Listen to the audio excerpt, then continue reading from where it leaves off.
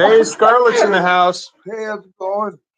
South Boston, Virginia. Hi, Susan. It's nice to meet you. Hi. Hopefully, we don't offend you. We're kind of proud of that. You should probably scoot that back. Monica's practically giving me a blowjob. That's what it looks like. I might as well sit in his lap. That's fine. Come on over here. We usually run a very serious show here in the padded room, my friends. We're gonna talk about the Changeling from 1980. I don't know if any of you guys have seen this little gem. Dude, it's like 300 degrees in here, is it not? Or is it just because we're all packed in? You're wearing a suit? Is it because I'm wearing a suit? We did some shots. Had to. Are you guys gonna cuddle? We're thinking about it. Yeah. Hello, Jason. It's nice to meet you. This is my homo friend, my gay homosexual friend. It's fine. No, it's fine. We can actually see their comments here. Hey, Jason. Hey, Raven. Nice to meet you. Troy's in the house. We are the Padded Room Podcast. Yeah. My name is Darian. This is Miss Monica. She's going to be monitoring your comments via the live feed and all that. We're also on YouTube if anybody gives a shit. This is Buddy, the Mad Pirate. He's actually the eye candy of this little shit show. The ladies love this dude. I don't know why, but no. Troy, loved your voicemail this week, by the way, my friend. Thank you very much for doing that. The thing with no name in England. Yeah. Look into it. Just do a Google on that one. You're going to love that. Hi, Natalie. All right, we're going to go live on the podcast here in a few. Just wanted to come in and introduce ourselves real quick. Thank you for all the likes and all the love over on Chop Block. Appreciate the love. We're going to do this every week. We're going to try and do this every week. I'm going to tell you right now, it's usually not going to be all three of us because usually one of these two fuckheads does not show up. It's either her because she's an alcoholic or him because he is newly single and is, he's new. And look at the guy. Could you keep your hands off this guy? Dude, swimming in it, this guy. You guys trying to convince others how nuts you are? Yeah. No, we're just nuts. No, this is how we roll normally. But thanks for asking, Troy. All right, you guys ready to get into the show? Let me just squeeze behind Monica here. So I could do that. Well, let's see how this works. Buddy, fire us up. All right. Well, hold on. Hold that thought. One more thing, Chop Block TV. We're a podcast. We do it every week. We're also live on YouTube. You can download us at paddedroompodcast.com. Every week we do another movie, and it's a horror movie, obviously. And if you like what you hear, go check us out. Inky Binky Boo's in the house. Yeah. Hi, Breezy. Hello. All right. Are you guys ready to talk a little Changeling action from 1980? Yeah. Hit it. Let's do it. Sarah Greenblatt is in the house. No, stop. You're doing it wrong. God damn it, buddy. Hi, Sarah. Sarah was just in my kitchen about 25 minutes ago. Thank you for tuning in, Sarah. That's awesome. All right, get back. I don't know what you're doing here. Normally, we're much more professional than this. Blaming it on the shot. Totally. It's his fault. He was like making us do shots. Oh, okay. I'm trying to put drinking in. This guy is like, hey. Do you have a problem? No. I could recommend some groups, some websites. Hi, Scott. Thank you. Scott is the owner of Chop Block TV. Thank you, Scott. Scott, thank you very much. Thank you so much. You're a gentleman and a scholar. This is a magnificent opportunity here. All right, here we go. Buddy, when you're ready. Yeah, but you did it wrong. Okay, is everybody's microphones on? Let's check that out right now. No. Because your fucking microphone was off last week. I don't know if you listened to the show. You sound like a ghost in the ether. This guy, for Christ's sakes. It's a good thing he's as sexy as he is. Otherwise, I would have kicked his ass out of here. Hi, Christina.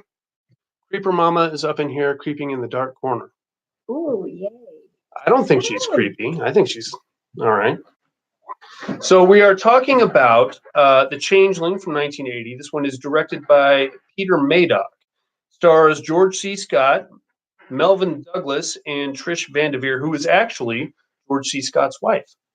Oh, They okay. did about 8 movies together. I don't know if you knew that or not. I did not know that. And it's weird because this movie is weird to begin with. It's not. It's I would call it a horror classic. Yeah. But it's got that. It suffers from what I feel is that early '80s pacing. It's got that weird kind of drawn out, sluggish. I'm not saying it's a bad movie. This one is considered horror royalty, and I understand why. But you have to be in the mood for an early '80s slow burn, very slow burn, with a lot of unnecessary drama and plot points that don't really go anywhere, and things. It's George C. Scott, for Christ's sake. You know the name. Mhm. He strikes me as a guy that is just itching to yell at kids, right? Oh. No, you don't think so? No. Maybe. He looks to me like the vice principal of your high school who has an uncanny ability to find your weed stash. Yeah, I agree with And that. he will grab you and throw you against your locker and call you a little punk. I thought it was pretty cool because a lot of the scenes where he was dressed, it reminded me of how my dad used to look in the late 70s. So There it you go. was pretty cool. Okay, one thing about Miss Monica, really into old man porn. We need to establish that up front. And that's not a bad thing. It's just her porn kick.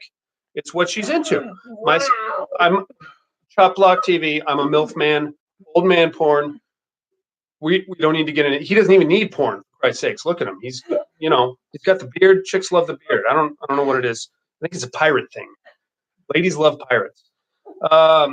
So our movie starts off, oddly enough, with what appears to be a car accident. They're driving the Griswold station wagon through a snowy mountain pass. Did nobody look at the weather report that day? Apparently not. You're driving a fucking station wagon. All right, whatever. Here's the best part about this little sequence. He's making his wife and daughter push the car while he steers. He's coming in at probably 230 pounds at this point with a big fat gin blossom nose, okay? And he's got his wife and daughter pushing the car while he steers. Yeah. I love him. I love him already. Maybe the wife didn't know how to drive. I think, well, you can steer the fucking car while I push, right? Well, and when the road was icy, when you try to overcorrect on the ice, it goes the opposite way. But you're pushing you're going at about 3 miles an hour if you're lucky. Okay. Whatever. And he was even standing outside with his hand on the wheel. No, he wasn't. He was helping in no way. No way was he helping them push. Anyway, regardless, of course, they crash the car. They push it off the side of the road.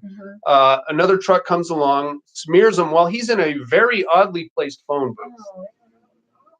It was terrible. Now, we're here in Reno, Nevada, ladies and gentlemen. And what you don't know about Reno, Nevada is that we actually get quite a bit of snow. Yes. And we get bad roads from time to time. It does happen. We know not to drive our goddamn station wagons. Not that anybody owns a station wagon anymore during a snowstorm.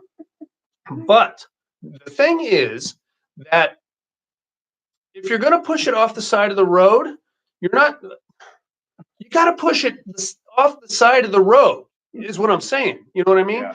Get off the road, and then, to me, it looked like they just kind of stopped pushing right in the middle of the road. Needless to say, we're going to go full Pet Cemetery on these two. Truck comes along, careens off the road, kills mother and the daughter. Okay, that's sad. That's bad business. Now, hey, Shelly, it's good to see you on here, babe. From there, we're going to go slippery when wet. You're exactly right, Christine. Get your fucking car. Dude, you can't push your car 3 feet down the road and then just leave it there as if nothing's going to happen. There's snow plows coming through. You're going to get smashed. Forget it. Whatever. They're driving the Griswold station wagon to begin with, so who gives a fuck about the car? Probably an insurance write-off.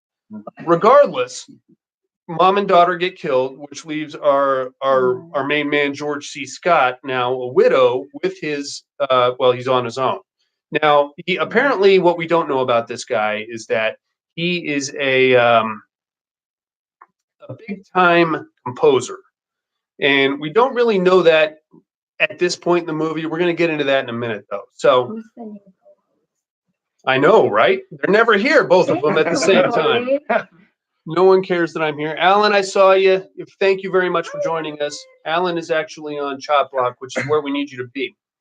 The thing, though, is that he's now a widow, no wife, no daughter, so he's distraught. Apparently, this whole thing happens in upstate New York. Now he's going to move to Seattle. Okay. Now, strange thing. This is plot hole. Well, I'm not even going to call this a plot hole because we get a very long, drawn out sequence of him leaving the Juilliard building, doing that thing that we always did in the 80s where he stops on his way out, looks back at the building as if to say some drawn out goodbye, and then leaves. Goes to his apartment, which overlooks Central Park, where everything is already boxed up for him, and then says, "Hey, ship this stuff to Seattle. I guess I'll get it there." And then we get like a little flashback about his daughter and toys that she played with and things like that. Now, here's the weird part. We're going to cut to Seattle a couple of weeks later where he's hooked up with some friends of his. So my question is this. Number one, where did you send the stuff from New York if you're just hanging around your friend's place? Number two, did you just go to Seattle? Or did you have an address in mind? Where did you send? Did you just put Seattle on the box and then send it? Well, the storage unit. There's a storage unit. Apparently there was a phantom storage unit involved. We weren't privy to. Holy crap, Shane Diablo's in the house. Hey, what's up? Shane, it's good to see you, my friend. That's been years. Die Monster Die, Chop Block TV people. If you have not heard the band, check yourself out some Die Monster Die. You're going to love that. You're welcome, by the way. It's Phantom Wheelchair. I'm going to get into that, Shane. Phantom Wheelchair, indeed. Self-driving Phantom Wheelchair. We'll get to that in a second. Yeah. Anyway, he gets to Seattle. He's hooked up with his friend's house, and he's like, "Hey, I'm going to be staying here." They got him a job working at the college, giving lectures. Good for him. He's kind of getting back on his feet. He didn't really have a place to stay, which again begs the question: where did you send all the shit from New York? I'm not plot picking this movie. I enjoyed this movie, but it does have some problems. That's something that kind of what? You're mad at me? What does it matter? Because this doesn't make any sense. This doesn't. All right. It doesn't make any sense. It's strange. It's a strange thing. Anyway, from there, things get even weirder because he decides that he's going to stay at a historical, quote unquote, historical residence. Now, by that, I mean it's maintained and owned by the Seattle Historic Society, which is very cool. The problem, though, is that nobody has lived there for about 12 years. And apparently, the Historic Society has just decided to write this place off completely. There's a reason for that. We're going to get to that in a second. So he gets there. He gives his first couple of lectures there at the University of Seattle. Plays the piano for him. It's a beautiful thing. He's a composer, so he's trying to come up with original music while this is happening. We get some long, drawn-out sequences of him playing the piano and smoking cigarettes at the same time. And we get some of that fun 80s piano playing stuff where he's like, if you can't see his fingers on the keys, he's not actually playing the piano. Okay. I don't know if you guys were aware of that. Yeah. George C. Scott, zero piano playing ability. Hello, first time catching the. Hey, Karen, it's nice to meet you, babe. Hello, Karen. Stevie Wonder style. That's exactly right, Shane. Yeah. Except Stevie Wonder was actually playing the fucking piano. Right. George C. Scott, zero piano ability. Plenty of like head bobbing and smoking cigarettes. Good for him. Whatever. He's just waiting for a kid to come by so we can yell at them. So that's fun. He's kind of getting back on his feet.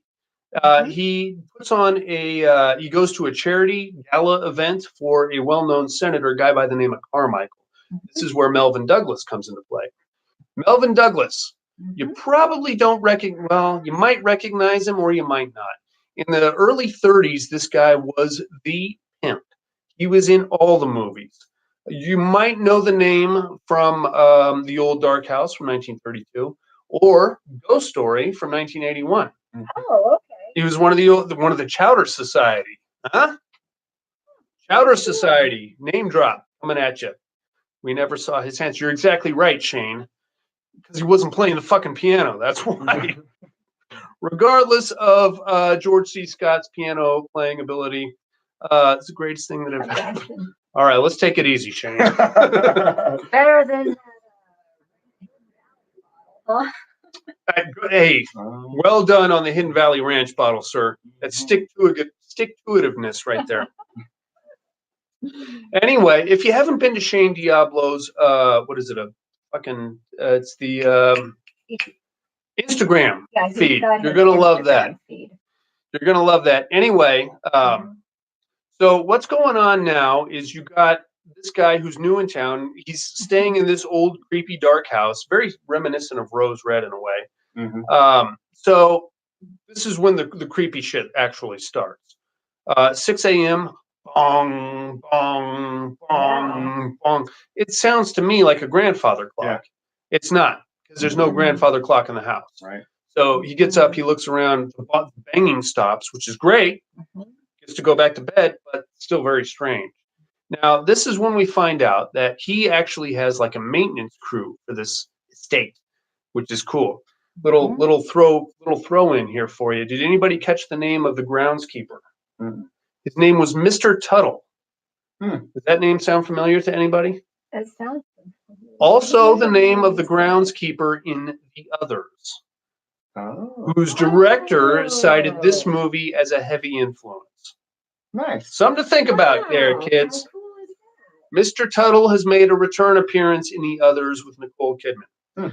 I don't know if, well, it doesn't really matter. But so that's creepy. He calls his groundskeeper, Mr. Tuttle, who comes and claims that there's a problem with the pipes. And by that, I mean he goes around with a ball-peen hammer, pinging the pipes as if that's going to help things in some weird way. Why not? Why not? Strange. So now we cut to the next night where he's got some of his students over and he's working on this composition. This composition is like a long, drawn out, he plays the piano is what he does. So he diddles the little piano there, and he's got these guys playing the violins and the harpsichords and all the weird other instruments that they have. It's very, very, very classy. As soon as they leave, his kitchen sink comes on all by itself. So he's like, oh, that's fucking strange. Goes and turns his kitchen sink off. As soon as he turns that off, the upstairs bathtub comes on by itself. What the fuck?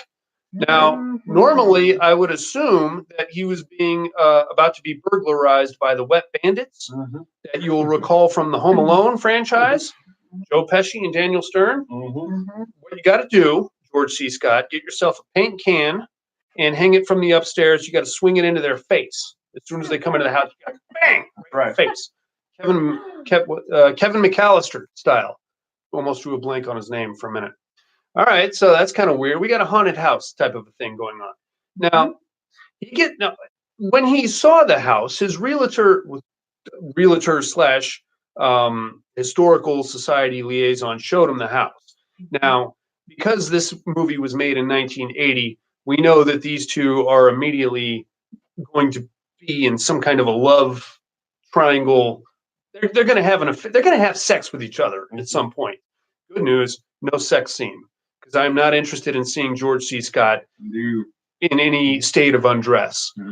Trish Vanderveer, probably not either. She had like a school marm thing going on. Anyway, what's going on now is that, what are you laughing at? These two having sex with each other? Think about all the grunting and cigarette smoke. How does it happen? I didn't see any chemistry. What do you want from me? Where are you going, son of a bitch? Goddamn kids! He looks like he just has this look that says, I want to yell at children. That's the vibe that I get from George C. Scott. Wonderful actor, bit of a drinking problem. That's on record, by the way. He did definitely have a drinking problem and a bit of a wife beater as well. Oh, we don't like him. I mean, boo, obviously, right? Regardless, he did some very good horror movies. The Exorcist 3. Yeah. Remember The Exorcist 3? Yes. Yeah, he looked like your dad's drunk coworker that would come over and stare at you a little too long. Remember that guy? Yeah. I don't. like to sit on my lap. I know that piece of candy for you. Okay. No. I did not Thank you. actually know that her dad had a drunk.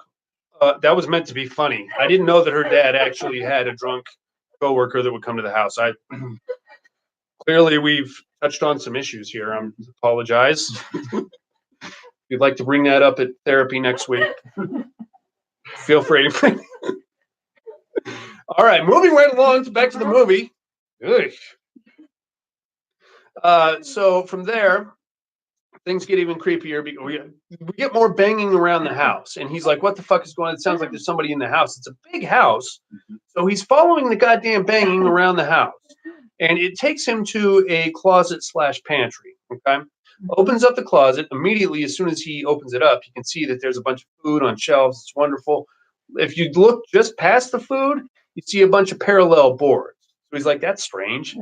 This is supposed to be drywall. So he takes all the food and the shelves out of there, looks at the thing. It's a boarded up doorway that is not supposed to be there. So he's like, it's fucking weird. Starts pulling the boards off. Sure as shit, there's a goddamn door hidden in the pantry. It's very strange. You never open that door. You gotta open the door. Yeah. No, the devil always lives in the door. Well, yeah, but there could also be free shit. Or the sex room. Or a sex chamber. The sex dungeon. I would prefer stolen money hidden back there. It could be. It could be like somebody's lost fortune. Grandma Mabel left her heirlooms back there. All right, that's fun. Anyway, he takes out naturally we have like now this secret passageway goes up to the attic. The old staple of 80s horror haunted house movies, the attic. How many fucking times have I told you people not to go into the attic? I'm not I like going. Don't go into the attic. I'm not. Don't even do it. I bought this house in 2010. Didn't go up into the attic until 2014. I got lucky. There was a bunch of free shit up there. Some mattresses, a bunch of lawn equipment, stuff like that. Used mattresses. I don't sleep. They're still up there. I didn't say I slept on them. All right. No, I'm just wondering what kind No. of DNA is on there. You Well, never yeah, know. people having sex. That's why they're still up there. I'm not sleeping on those Somebody could things. have been murdered on Or there. that. We don't know. I got evidence. It's like an evidence locker up Yeah. there. And that's what he finds up there. It's like an evidence locker, except from like 1800. A bunch of weird shit covered in cobwebs, dust everywhere. It's what you'd expect to find in a boarded up attic. You got like a couple of things that stand out. Wheelchair covered in cobwebs and dusty, of course. It's small size wheelchair, like it was made for a child.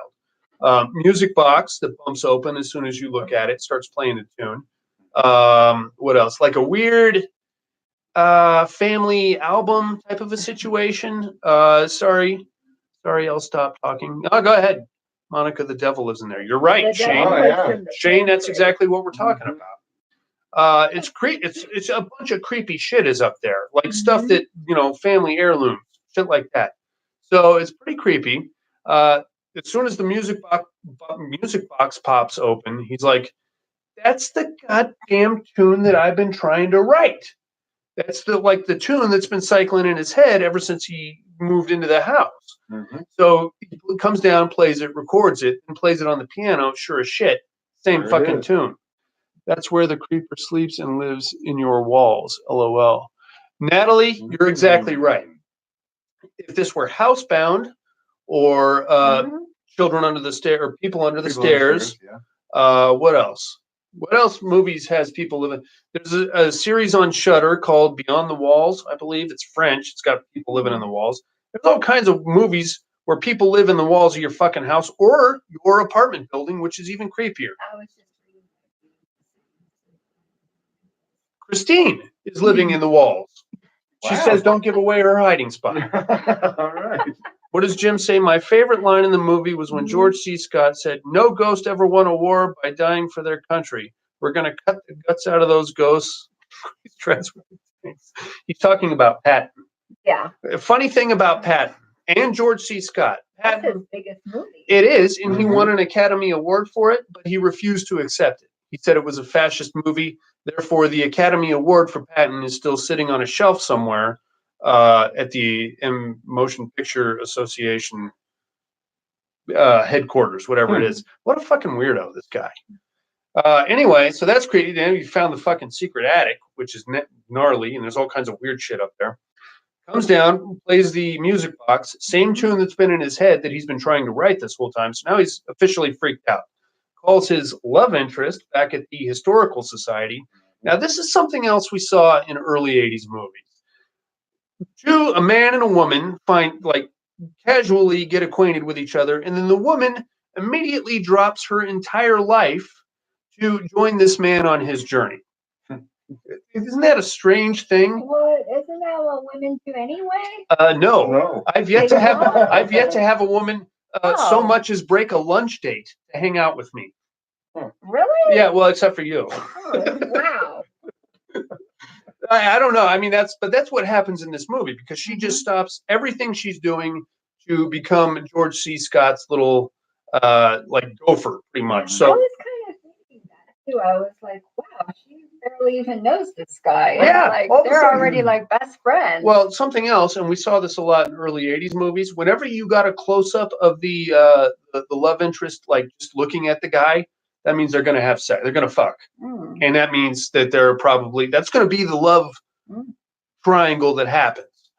So, or I guess it's not a triangle. It's more like a fucking, the affair. You know what I'm saying? My favorite Broadway play was called Funny Thing Happened When I Smelled George C. Scott's Ass.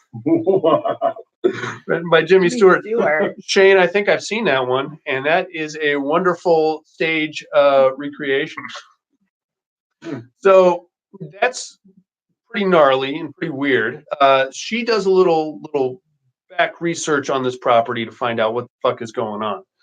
Come to find out, this property was actually owned by the Carmichaels of Senator Carmichael. So he now lives like a couple miles up the road on an even bigger estate. But his family originally owned this historical residence, and that's why it hasn't been bulldozed or anything like that, is because it's technically still owned by him.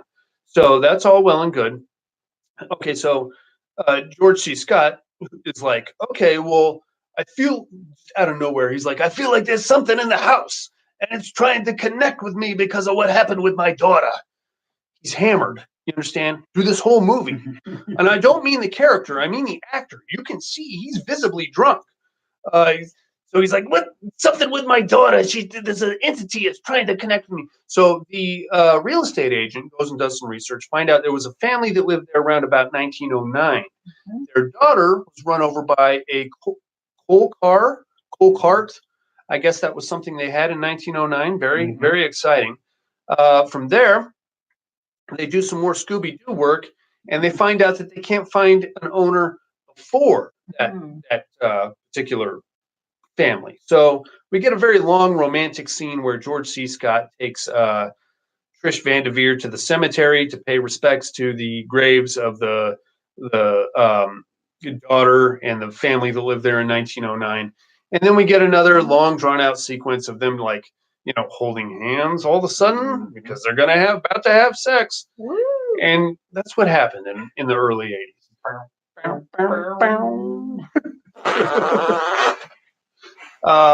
So they decide that they need to they come to the conclusion that the haunting entity that is bothering George C. Scott is actually this little girl, Cora, who was run over by the coal cart. Excellent. So how do we get rid of this entity? The actual Changeling story is originally from a house in Denver and moved Cemetery Extra on Blu-ray says so. I read that. Well, I didn't. I read a synopsis of that story, Troy, and there's some funny things going on there that I don't know that I buy either one of these, but for what it's worth, this movie is actually very true to that story, which is kind of cool. Bow chicka wow wow. Christina gave us a little wow wow. Christina, I feel like he's got you in his spell. Christina, you don't want to go down this road, Christine. I'm telling you right now, there's nothing but heartache right here on this side of the room.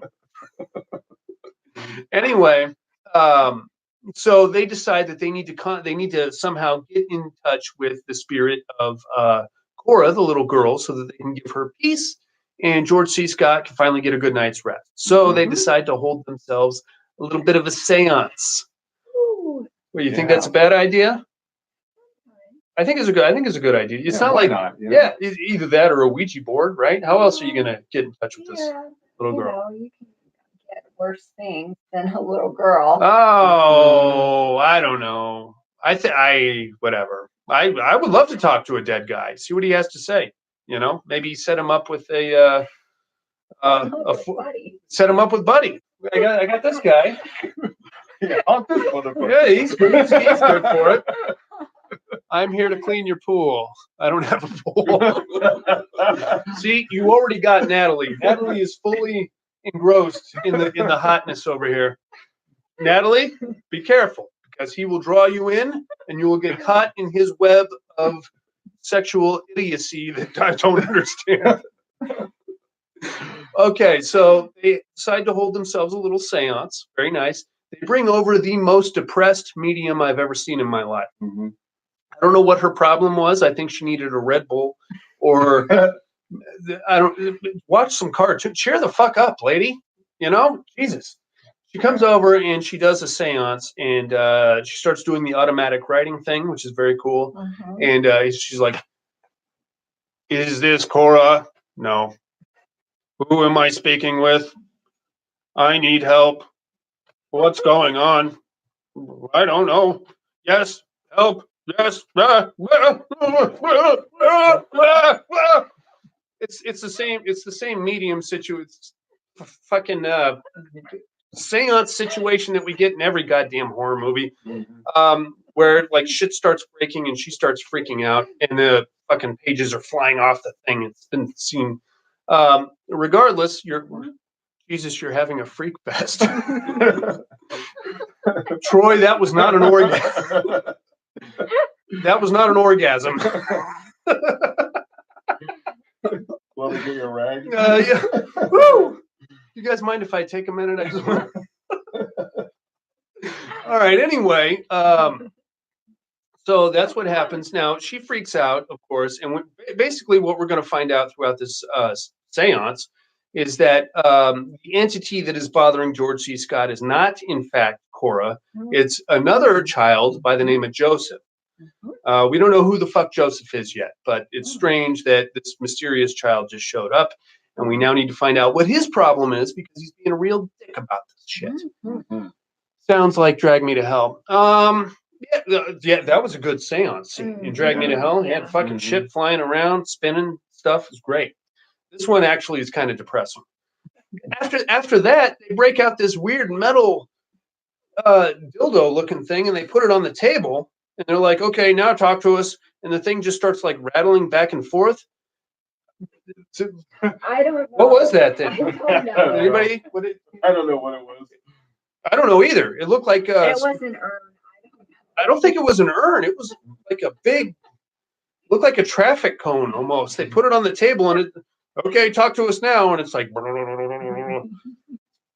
I don't know. I don't know what any of that stuff means. I know there's some psychics on this channel. If any of you guys are watching, I would love to know what the big rod thing is and what that does for you. I don't know. So sorry.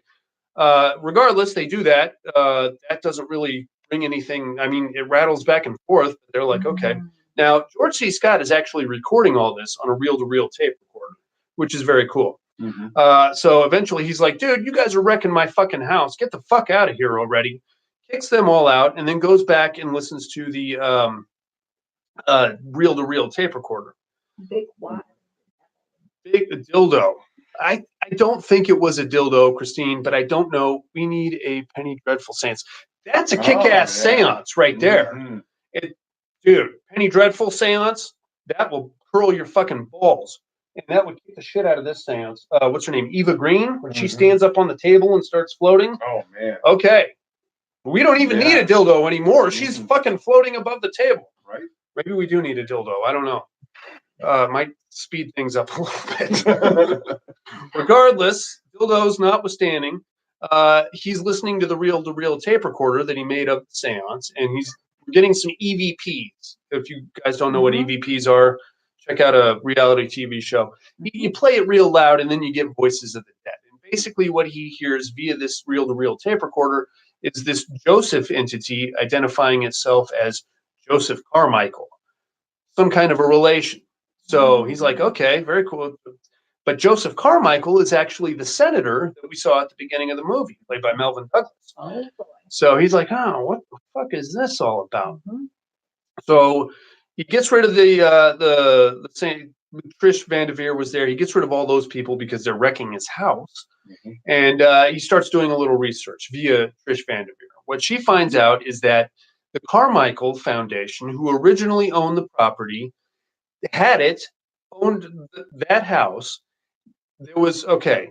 This is a very long and drawn out Scooby-Doo type sequence that I'm going to do my best to kind of compound for you because this is like 90 minutes of the fucking movie. Okay, so I'm just going to speed through it. Basically, the Carmichaels owned that house. They lived there. Mom Carmichael was the heir to a whole shit ton of money. She died before, or actually just after Joseph was born, quote unquote Joseph. Okay. Dad Carmichael knew that if Joseph died before he turned 21, the money would be donated to charity. So Joseph Carmichael was born with a lot of birth defects and illnesses. Oh shit, your husband's watching. Oh, is he? Yeah, Where is he? he's up here on Chop Block TV. Hey Jesse, What's up, Jesse? good to see you, buddy. Thank you it's for about time. Thank you for joining us, sir. Yeah. Miss Monica's husband's in the house, so let's take it easy on the dildo talk for a little bit, just until he's going to be gone in like 5 minutes. Anyway, so basically what happened was that the kid was going to die because he was born with all these illnesses and birth defects. Dad Carmichael knew that, and he knew that if the kid died before he turned 21, all that money was going to be donated to charity, which is a real motherfucker because then this guy's out on his ass. So what he does in a particular stroke of genius, he decides that he's going to take the sick little boy, or he tells everybody he's going to take the sick little boy to Sweden, I think, for some kind of experimental treatment. Tell Monica to take her hand out of her mouth. You heard him. Oh my God. You heard him. Wow, my parole officer has spoken. See that? Jesse, I've been telling her that since like the 1 hour mark. She doesn't fucking listen to me. We got to have you on again, sir, just to keep her under control. Over here talking about dildos and strap-ons. Getting a little uncomfortable in here, Jesse. Anyway, so he takes the kid to Sweden for some kind of quote-unquote experimental treatment. Now, that's all well and good, but what actually happened was he killed the kid in the bathtub in the upstairs attic and left for Sweden. Now, it was fortuitous because right after he left, World War I broke out, and he was unable to return to the country until, the political climate kind of calmed down a little bit. Cut to 18 years later, he returns with another kid that he's telling everybody is Joseph Carmichael and thus is still the heir to the Carmichael fortune. So that's all well and good, except that while he went to Europe, adopted a kid, brought him back, and is now passing off this mysterious orphan as Joseph Carmichael. The real Joseph Carmichael was murdered when he was 5, 6 years old, something like that, which in a bathtub upstairs in the attic, which is a real dick move. Right. Now, we can only draw the conclusion that the spirit haunting the house is the ghost of the real Joseph Carmichael, which makes sense. I'd be a little pissed too. So that's all well and good. I mean, it's not. But now we got to figure out how to appease the ghost of the real Joseph Carmichael. So we get some more Scooby-Doo action. They go to the Seattle Historical Library map makers, I guess. I don't know. They look at a bunch of old maps, and they find the location of the original Carmichael Ranch, which happens to be like a fairly mid-class neighborhood at this point, right on the waterfront, too. So they're looking at the maps. They're like, oh, that's where it used to be, and there's a well there, and so that's probably. So they go and knock on this random lady's door, and they're like, hey, you don't happen to have like a dead body of a kid hanging around here somewhere, do you? Just, I don't know, anything like that? And she's like, no, you're crazy. Kicks him the fuck out of here. Padded room life has got me horny as hell. That's fantastic. It's this. Don't Shane. Do not get caught up in this. This is bad. But this is nothing but heartbreak over here, my friend. I'm telling you right now. So she's like, no, I don't have any dead kids in my house. Get the fuck out of here. So they leave. But the lady who lives in that house has a daughter, and her daughter starts having nightmares about a little boy that lives underneath the floorboards of her bed. So she calls George C. Scott back, and she's like, dude, ever since you guys have been here, my daughter has been freaking right out. So I don't know, you want to come look around? Make sure I don't have any dead kids in here? So they're like, yeah, they go back there, poke around a little bit. The area of the problem is the little girl's bedroom, which is right about where the fucking well should be. So they're like, what do you want to do? George is like, how about I come back here with a chainsaw? We'll tear up your floor. And she's like, I got your number. I'll think about it. yeah, let me sleep on that one. Of course, the kid freaks out again that night, so she immediately calls George C. Scott back and gives him the okay to tear up the floor in the bedroom. Does that, finds the well underneath the floorboards, goes down there with a flashlight, starts digging around, finds a dead kid. So they dig. Who's that? Shane. Oh, Shaney. Shane's in the house. I know that already. I'm trying to quit dragging me off topic. I'm trying to think here. So they call the cops. They excavate the dead kid's body. That's all well and good. But he is a lover. He is. Shane. It's this face, I think, is what it is. Ladies and Shane Diablo love this face. He just will draw you in, and then you're next thing you know, you're sending him naked pictures of yourself. Natalie knows what I'm talking about. I don't remember the storyline being so fucking complicated. I'm gonna have to watch this again. Natalie, It's a little involved. It's early 80s horror. So you gotta be first off, you gotta have about 2 hours to kill. Second off, you gotta have a lot of attention to devote fucking focusing on this goddamn thing. And it's really depressing, to be honest with you. Regardless, they excavate the dead kid, and he's like, oh, fuck. They call the cops. It's great. They get the dead kid out of here. George C. Scott's like, okay, I'm going home. I'm going to get a good night's sleep for once in my goddamn life. Goes home. All the doors in the house start slamming and banging open and fucking rattling. And he's like, what the hell do you want from me, you son of a bitch? So now he's like, fuck, now the ghost is even madder than before I found the dead body. What the fuck am I supposed to do now? So after the cops leave, he goes back and breaks into the house where they found the dead kid. Goes back into the well and starts digging around again. A weird medallion snakes its way out of the dirt. Right. And does a stop motion animation thing and comes out, and George says, there's a goddamn medallion. So he picks it up and looks at it. It's got the kid's name on it.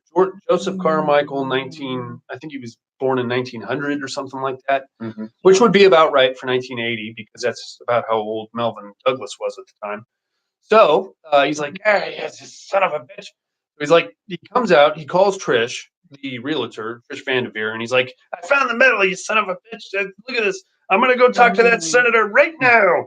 So instead of making an appointment to go and have a conversation with the senator about this, he decides to charge him at his private airstrip, waving the medallion around like a fucking maniac. I got your medallion. Dude, George C. Scott, a big fucking guy. It takes 6 people to hold him back. How about you make a goddamn appointment? He's a senator, for Christ's sakes. What are you doing? All right, anyway, so naturally, now the senator sees him waving the medallion around. By the way, the senator is wearing the same goddamn medallion around his neck. So he's like, look at him, hey, this guy's got my medallion. That looks just like my medallion. What the hell's going on? Okay, now a little subplot that was going on here that I kind of glazed past is that there's a creepy, how would you describe her? Like a Crazy Ralph type of a character that works at the Historical Society with Trish. And she's been hindering them every time they start to get close to what's going on at the house. Turns out she's actually working for the senator. She's a homely busybody. She is she looks a lot like Mrs. Garrett.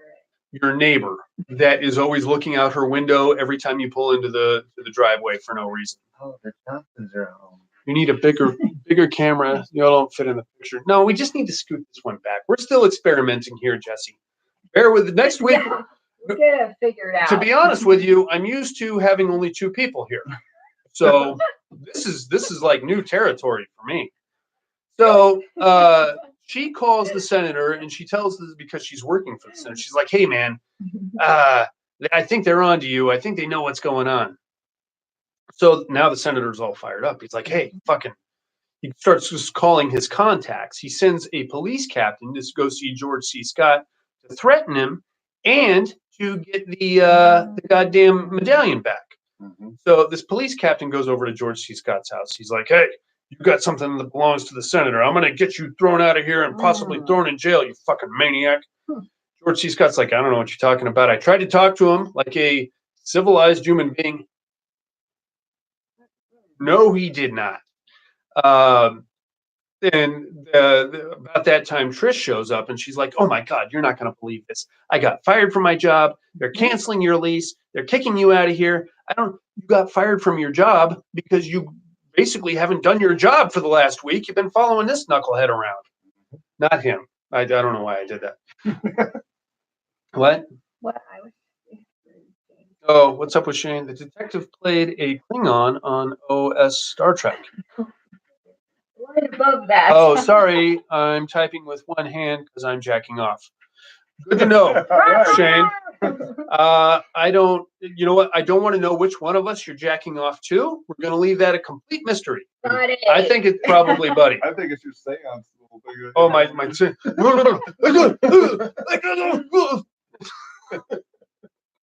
I apologize. You've come to expect much more from us, except for you Chop Block TV people who are just getting to know us.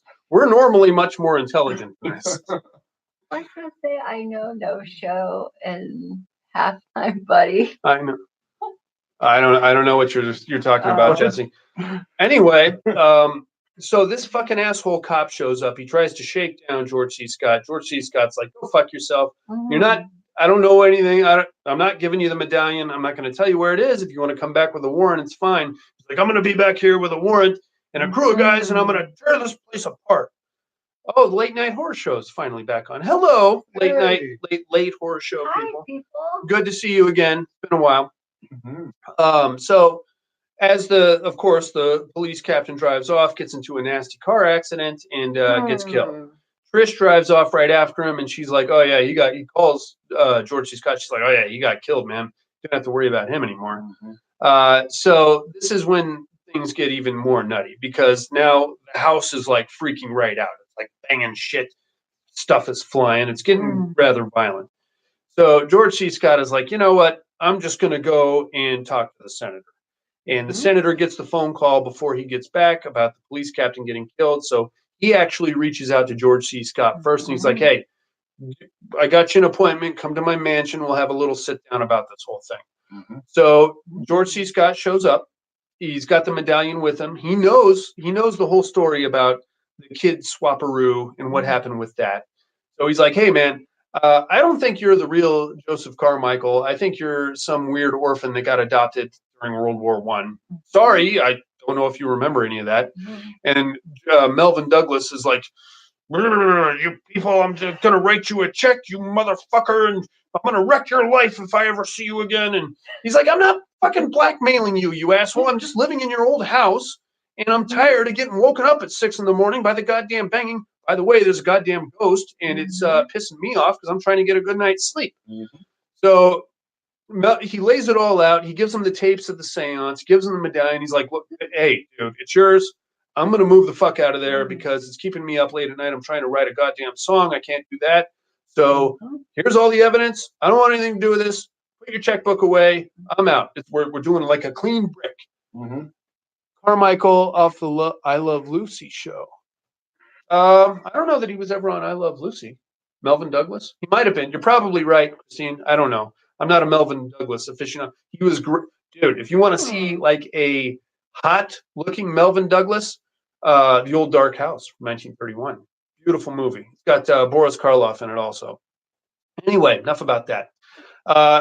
So while that's happening, Trish is trying to get a hold of George C. Scott.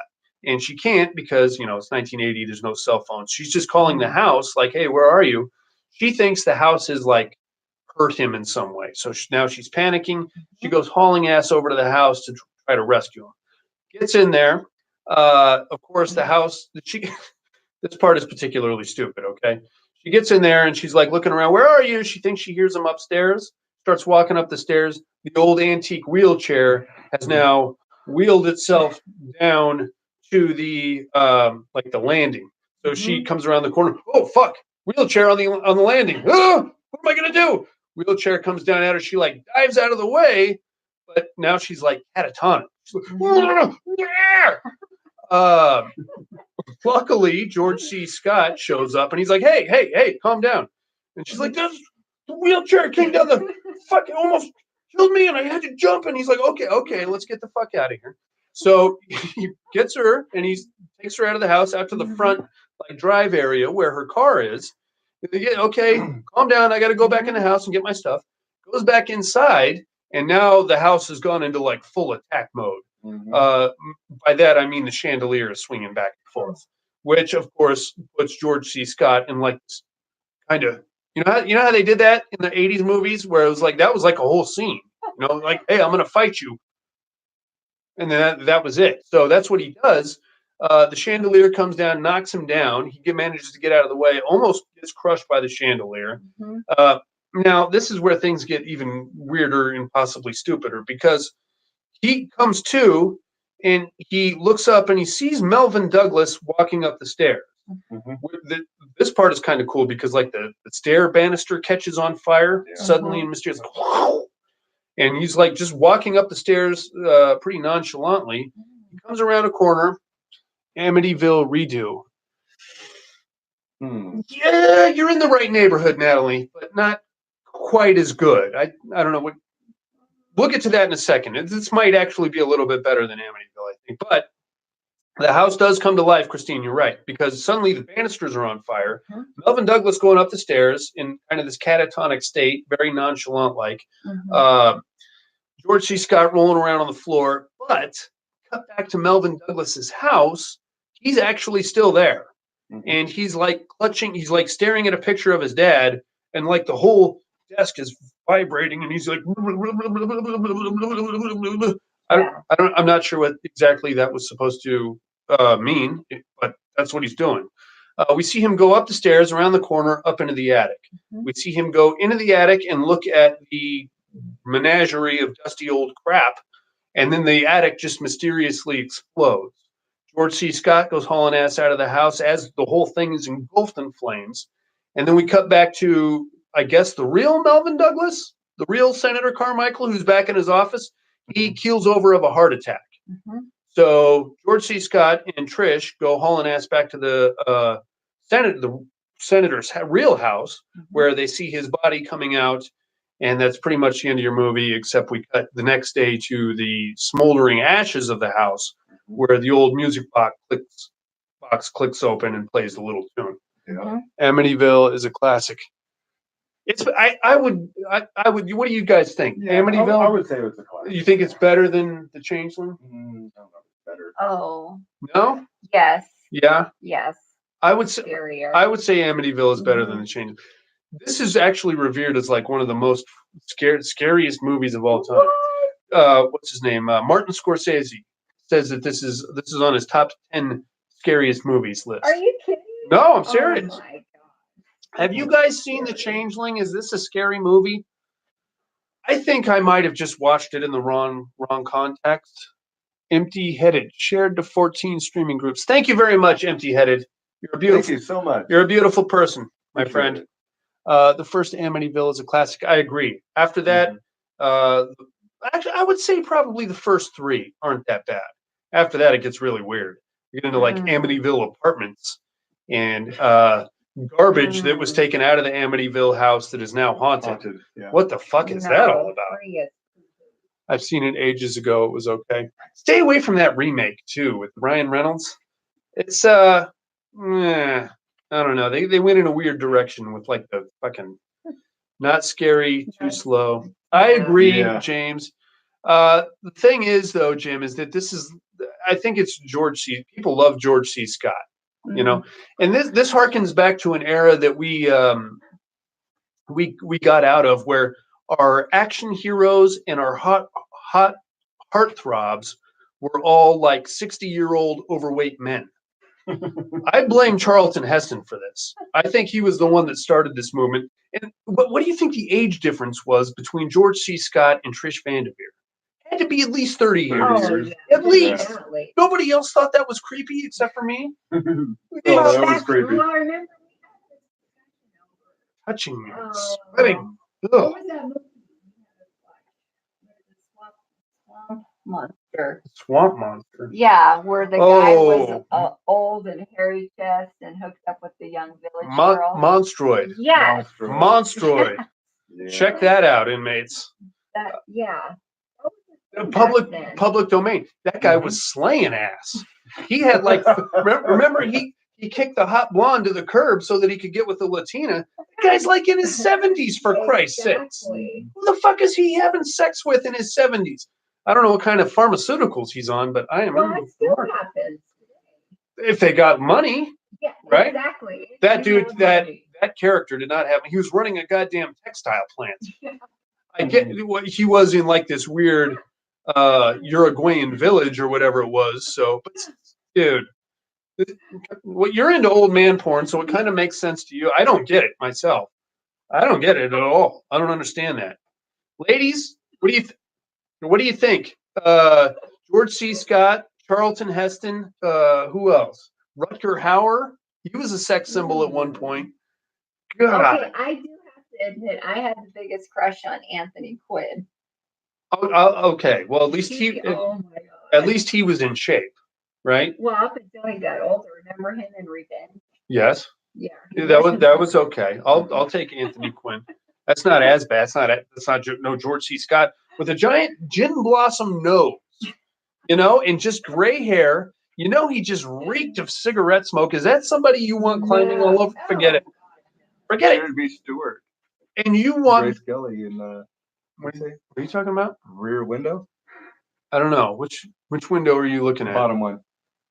Quinn is full of sin. Oh, an older man with a much younger woman is how God intended it. Okay, you're being creepy, Jim.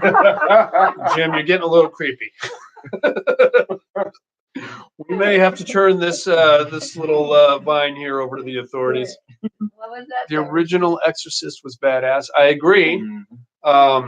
Exorcist 3, which also had George C. Scott in it, not as good. No. Not bad. It was better than The Exorcist 2. Oh. Exorcist 2 was a train wreck. Yeah. I love Brad Dourif in The Exorcist 3. He was 100% crazy. He's always 100% crazy, though. So that was The Changeling from 1980. Have you guys seen it? What did you have anything? Did you like it? It's slow. It's streaming right now on Shudder. If anybody wants to check it out, there's 2 versions on Shudder. You have just the original Shudder, just the movie. Or if you want to go to Joe Bob's Last Drive-In, you can get it with Joe Bob's commentary, which I think makes it quite a bit more tolerable. I'm not mad at Changeling. It's not a bad movie, but you have to be in the mood for a very slow, very dramatic burn. And by that, I mean a lot of jazz flute in the background, Yeah, and you got to watch this movie, I would say, in the dark, too. It helps. It's not. I think it kind of fits into that category of like 1408. It's a ghost story that's not really about ghost stories. The underlying context here is that this dude lost his wife and his child, and this is him coping with it. I feel like it's some kind of a subtext there. Well, the ghost of the house finally got revenge too. On the fake Joseph Carmichael. Right. But not really. But somebody actually who did and was able to help this ghost. This poor schmuck. Yeah. Yeah. Yeah. Unfortunate for him. I wonder what happened to all the people who lived there before him. They probably got freaked out and left, I would Right. assume, Oh, right? didn't she say that? The house doesn't want anybody. Yeah, but I thought it was empty for Like 12 years. yeah. Yeah. So there were people that moved there. I don't know. I don't really care. It was good. This is a great. I got to try to log on and hang with you guys when you do this. Again, loved it. Thank you very much for joining us, Shane Diablo. Again, Thank you. Die Monster Die, great band out of Salt Lake City, horror punk. You're gonna love that shit. You can find that at Dr. Cyclops Records. Check that out. You're gonna love it. Shane, thank you very much for joining. Also, follow Shane Diablo on Instagram. Yes. Watch him struggle with bottles of ranch all day. Shane, I've watched that video like 65 times. It's the funniest fucking thing I've seen in a long time. Annabelle was good. Laughing at you guys while watching the Ted Bundy movie. Okay, that's a little creepy, Christine. To be honest with you. Ted Bundy movie? The series? Have you guys seen the new one yet? Yes. I heard it wasn't very good. No. No? All right. Yeah. Well, Christine, I hope you enjoy it. I think we're going to go ahead and call this one. You guys got anything else? No. We are absolutely. We are the Padded Room Podcast. Find this and this is episode 375 of the podcast. So you've got plenty of backlog if you want to hear us sexually harass each other anymore. Feel free. It's paddedroompodcast.com is where you find that. Other than that, we'll see you next week with Wolf Cop. It's her pick. It's got to be better than the Changeling. Changeling was his idea. So if you're going to get mad at anybody, get mad at him. Thank you very much, Natalie, for hashtagging that. We'll see you next week with Wolf Cop. Same time, same place, right here on Chop Block TV. Thank you again for joining us. Thanks, Bye, everybody. Oh, God. In this one.